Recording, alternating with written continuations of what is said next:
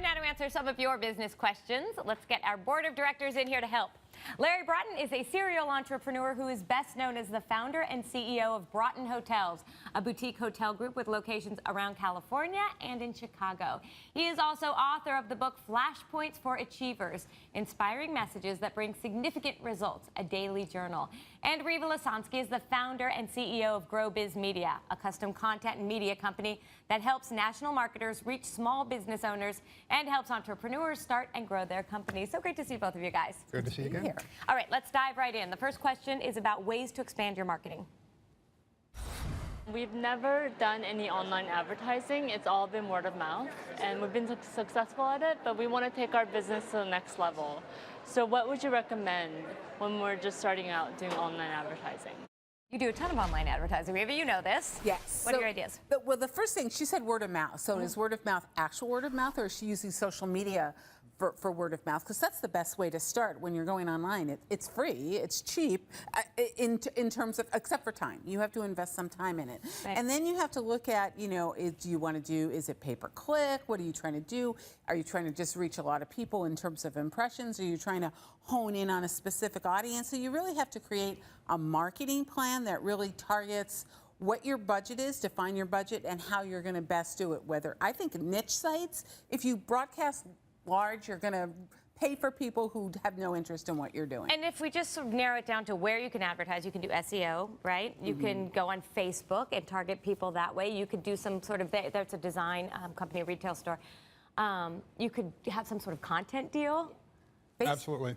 I think one of the things that people need to remember, any marketing, we need to know who's our customer. Right. We need to really drill down. And so if we've done our ideal client avatar, so we know who's buying from us, and then go where our customers are hanging out online.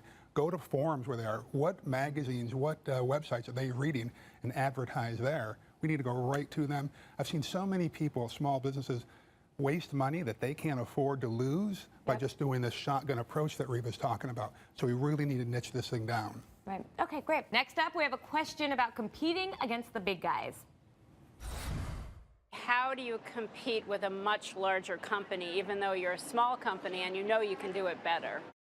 It's a great question, right? Because oftentimes you can do it better, but people just don't know that they can trust you yet. Big companies been around, they have a reputation, they have friends who have used it. Right. Well, the key here is to build value with your clients. And the good thing is that you're right, smaller companies can oftentimes do it better. We're always looking to cheer for the underdog, constantly, right? We cheer for David, not Goliath. And so the key is, again, having a great team around you. Because you can't do it by yourself. And so if we are all subscribed to the same vision of providing value and excellence to our customers, then we can do that. But you've got to build that emotional connection with your guests and your clients.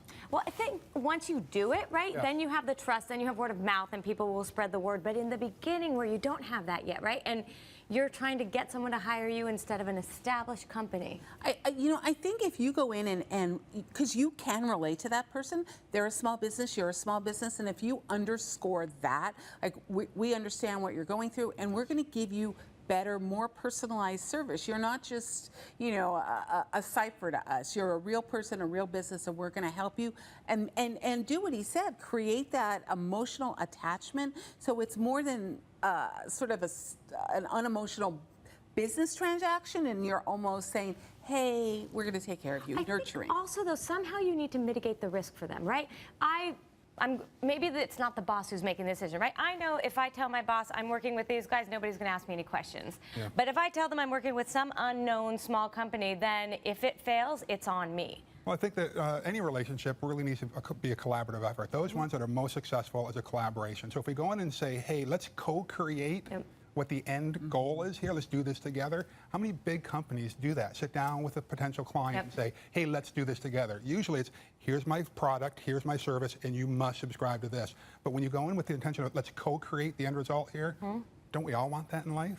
Right. And use the power of testimonials. If you have happy customers, make sure that you connect them, because nothing is going to be as valuable as someone who says, yeah, I've used them, they've helped me, I would use them again. Absolutely. Okay, let's move on to the last question. It's about adding to your team. I have a lot of people interested in joining my consultancy now, but I'm not sure how I scale a consulting business. Do I add a partner? Do I bring somebody in with sweat equity, or should they put money in? Any ideas? Well, the consultancy was sort of, I don't know what kind of consultancy. So if you add a partner, you would add a partner because you're going to lose some equity there. If you're weak in a certain area and you're trying to expand into a new area, of course, bring on a partner who is strong in that area. If you just want to have more consultants to consult with more clients, then just hire people. I don't think you need to add at the partner level. I think you can add at the essentially employee or even 1099 level to do it that way. It sounds like it. So at that point, then it's important that you get the right people who can represent you perfectly. Yeah, absolutely. I would ask, though, first of all, is why do you want to do this? I mean, the problem with consultancies is oftentimes you're just trading time for money on this. If you really want to grow your revenue, I think you need to figure out, how do I sell my services instead of selling my time, whether it's through products, books, articles, whatever it is. But I would just really be cautious about bringing on a partner.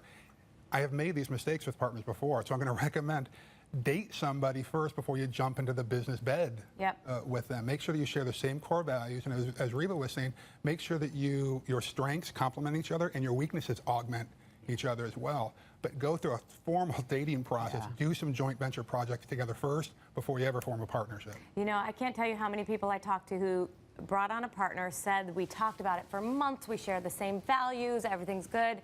A year later, I talked to them and they're saying it's a nightmare. Yeah. And the question is, did they actually do a project together, though? Right. You know, dating and actually courting and doing business together is completely different. Great advice. All right, well, Larry and Reva, thank you guys so much for letting us pick your brains here on the set for a little while. Really appreciate it. Thanks, Gigi. And if any of you out there have a question for our experts, we answer them here every week on the show. So just go to our website. The address is openforum.com/yourbusiness and hit the Ask the Show link to submit a question for our panel. Or if it's easier, just send us an email to yourbusiness@msnbc.com.